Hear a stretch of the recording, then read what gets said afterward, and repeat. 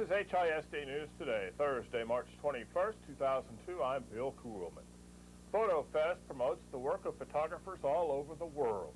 Right now in Houston, more than 100 public spaces have been turned into art galleries featuring the work of local, national, and international photographers. One such exhibition focuses on the work of an HISD employee. Norm Buell has the story. I've been shooting this type of work for about 14 years. When I was a student at Texas Southern University, I got into photography, and after graduating from there, I published a newsprint tabloid that targeted youth in the Houston area, and it was more of a cultural arts type of tabloid, and it promoted the arts. Specifically jazz music. At the time, Wynton Marsalis was in the media, and I thought he had a good image for young people. And so from there, I started shooting pictures of jazz musicians and artists. In conjunction with PhotoFest, a number of public spaces put together independent exhibitions, and this is one of them. I believe there were 125 participating spaces this year. And the Red Cat Jazz Cafe is hosting this particular exhibit. Rose Adams is a technical writer for HISD's Instructional Support Services Department, but just one of her photographs is worth 1,000 technical words. The subjects of her works have a lot in common. They are all artists and musicians, but more than that, most of them are products of HISD. When we selected the pieces, the show is called Indigenous because these people are indigenous to the Houston area, and I just discovered a number of them attended Houston schools. Is that because you work for HISD that came up? Yes, I think so. It put me a little bit more in tune to that. His name is David McGee, and he's a painter, and he's a product of Jack Yates High School. He's a contemporary artist. I think in '97, the Contemporary Arts Museum did a one-man show for them. This is Letitia Benson. She's a poet, performance artist, a writer, a filmmaker. She's a graduate of Lamar. Last year, she wrote a screenplay called Hair Story, and it aired on the Lifetime channel. She got like really good reviews, and she does a lot of performance art. Okay, this is Terrence Toney. He's a saxophonist. He played with Art Blakey and the Jazz Messengers. He's a graduate of Kashmere High School. This picture was shot at the New Orleans Jazz and Heritage Festival in 1989. This is Letitia Guillory. She's a performance artist, an actress, a playwright. This picture was shot last year in Greenwich Village, New York. She does a one-woman show called Gussie Mae, and it chronicles the Black woman experience, and it's a very good show. She's a graduate of the High School for Performing and Visual Arts. She was here recently and spoke to some of the kids in the school. Miss Jewel Brown is a blues singer, a graduate of Jack Yates High School. She got her start with the Conrad Johnson Orchestra. Yeah, I think that's just the way I look, I believe. And speaking of Conrad Johnson, she took a photograph of him, too. He both taught and learned at HISD. Originally, I went to Yates, and then went to Wheatley. Yeah, because I was living in 3rd Ward when they built Yates, and then we moved to 5th Ward. So that's where my training was done. And I attended those schools, Wheatley and Yates. Yeah, and my father became band director at the school. The first band director I ever had, Dr. T.B. Johnson, was my father, and he put me in the first band that Yates ever had. And so I guess that's sort of a historical thing there. But that's where I got my start. What would you tell kids that are in HISD right now, some of the same schools you went to, that are interested in a musical career? Well, I tell them, go on and get your full education, because you're going to need this to fall back on no matter what you do in life. And if you have to play music, go out there and play it as much as you can. When you see you're not making it, get your job teaching school or doing something else that you can have as something to fall back on. And I would tell them that. Yes, you don't just go out there saying, well, I'll be a musician. Now, you might do this and try it for 7 or 8 years, and it might work pretty good for you. Then who knows? You might be one of those stars. But knowing the circumstances that surrounds this effort, I would tell them first to finish your education and be prepared to get some other kind of job other than music. Is that what you did? Yes, I did do that. I did do that. So did you get a degree in music? Yeah, I got a degree in music from Wiley College. Attended University of USC, University of Southern California, where I worked on my doctorate, my master's, and came back to Texas Southern University and did some more work there. So, yes, I did. I went to school first. And then you taught at HISD as well? And I taught at HISD as well. For how long?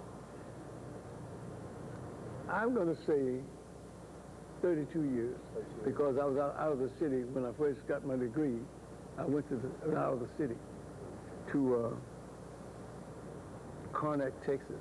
That's where I got my first band teaching job. Mm-hmm. That was right near the college I finished in. That was Wiley College. And so right outside of that city was Conrad, Texas. And I went there, and I was teaching band. They had just built a new school, but they didn't have a room for a band. So I had to teach the band on the Chevrolet bus that I was driving. So I became a bus driver and a band teacher at the same time. For 21 years, Conrad taught music at Kashmir High School, leading the Kashmir Stage Band to win 26 out of 42 contests between 1969 and 1977. The band recorded 8 albums featuring more than 20 songs written by Johnson, which were performed all over the United States, Europe, and Japan. All along, Johnson maintained his own jazz orchestra, and now in his 80s, he's still making music.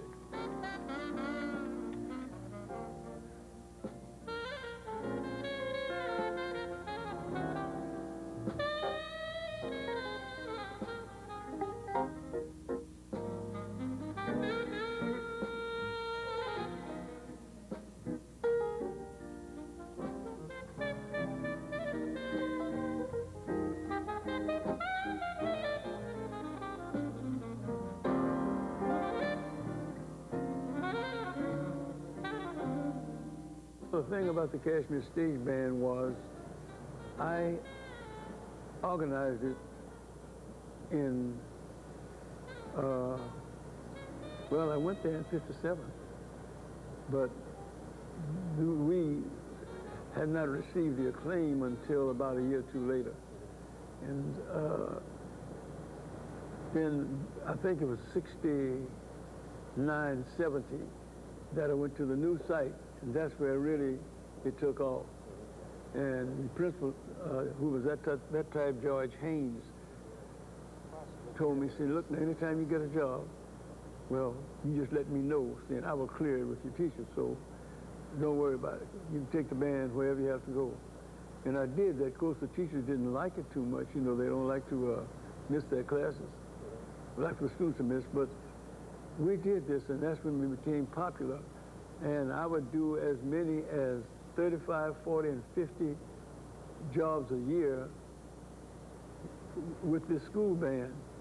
And when I ended up and retired, I was doing 85 jobs that year. Wow.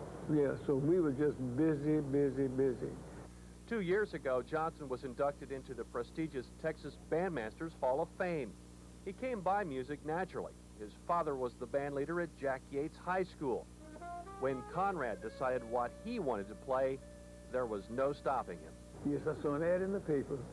If you sell this amount of salve, there was 12 in a case, you will win a saxophone. So I knew I could do that, so right away I got me ordered the salve, and in one day I sold all of it. It was kind of a salve that for anything's wrong with it, you can put it on and Well, that was the kind of thing they invented in those days. Anyway, so I really did get that saxophone. After about 3 days, I got the horn. But it was a toy. It was a toy saxophone, and I didn't realize it, but man, after getting over the shock of that, I started playing it because it did have some notes on it. And in 3 days, I had played everything that they had on it. They had a little book along with it. I was looking around for more. I knew then I was hooked. I was going to be a musician. His father helped him get a real saxophone, and the rest, as they say, is history.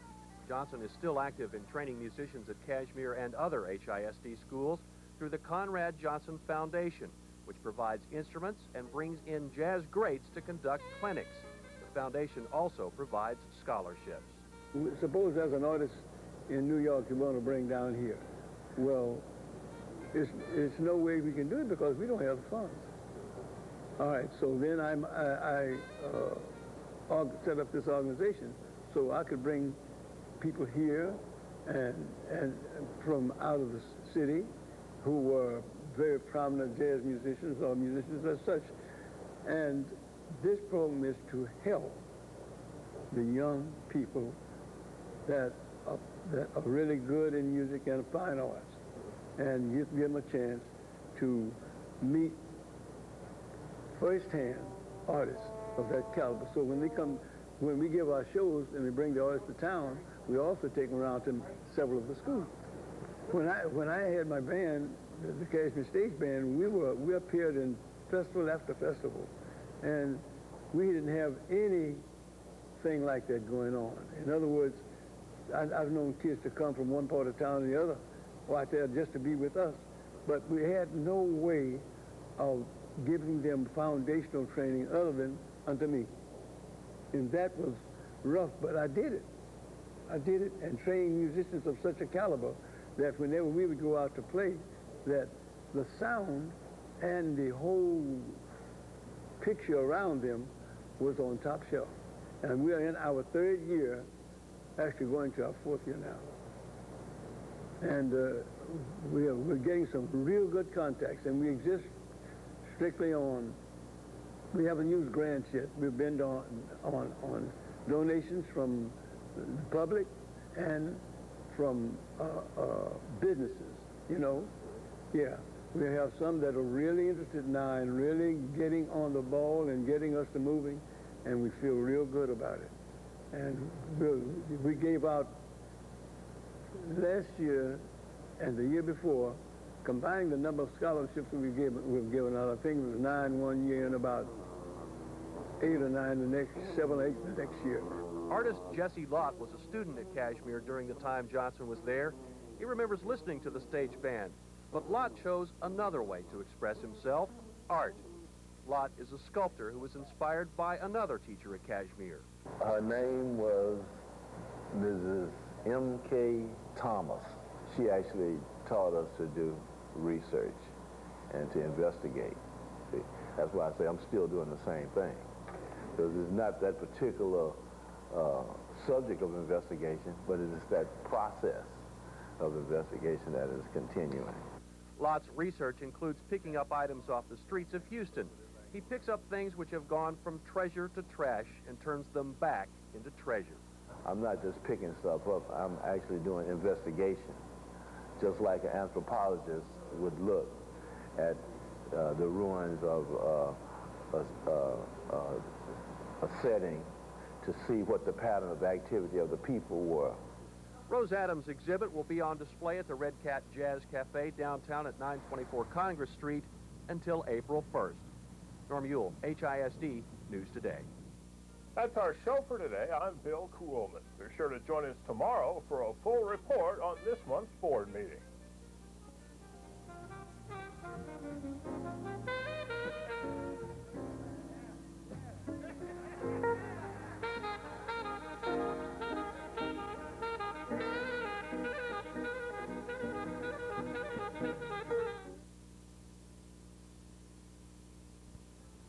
This is HISD's Pages of History, a look back at some of the